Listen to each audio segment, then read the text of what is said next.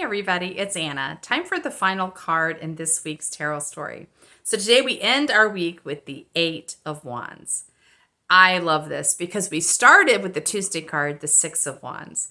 And wands are connected to fire. They're about power and energy and vitality and inspiration. And eight is about power and flow. This is probably one of the most high momentum cards of the tarot. You literally have wands flying through the air. Like they're just unstoppable in their momentum. They are heading somewhere and there's no way to intrude on their trajectory. So this card shows up when it's really we're being invited to just live in our flow, live in our passion, let our inspiration just carry us forward. And I love that this book ends with the Six of Wands, because the Six of Wands, we talked about being, recognizing the universe is on your side. It's loving you. It's supporting you. And the people around, there are people around you that are excited for what you're doing. They're seeing the benefit of it. They're feeling the benefit of it. And they're just joining with you to do this amazing thing. So we talked about being able to see that and to receive that support.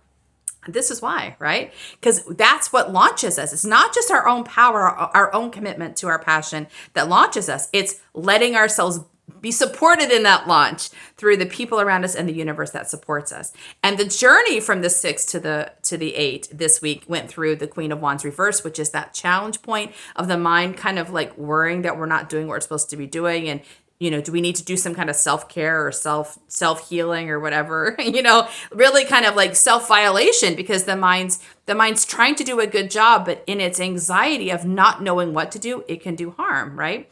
And then the World reversed was the card yesterday, which is about helping the mind not fixate on doing it right, which is we're not trying to get to a goal necessarily. We are trying to live a life worthy of our being here, worthy of our own magic.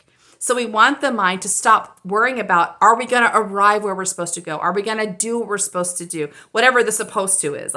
How are we going to complete the story correctly? Instead, getting the mind to see, let's live the story in a way that is true to ourselves, that really does evoke as much magic, as much joy, as much connection, as much whatever we're supposed to be doing as possible. And I think that if you get the mind on board, if the mind kind of makes that shift from not looking in the distance to what we're gonna do, but like living in the present where we are doing, then you're free to launch. You're free to let yourself be loved and supported. You're free to launch yourself, because this is all you got. Today is what you got. Do it today. Let yourself live and flow today. That might mean you do amazing things today. That might mean you stay in bed all day. Really, the flow changes from day to day. Trust it. There are times when action goes into rest, and both are necessary. And that's where the mind can get a little shaky. It usually recognizes the virtue of action. It sometimes struggles with the virtue of rest, but both are necessary. Your intuition knows when to move and when to rest.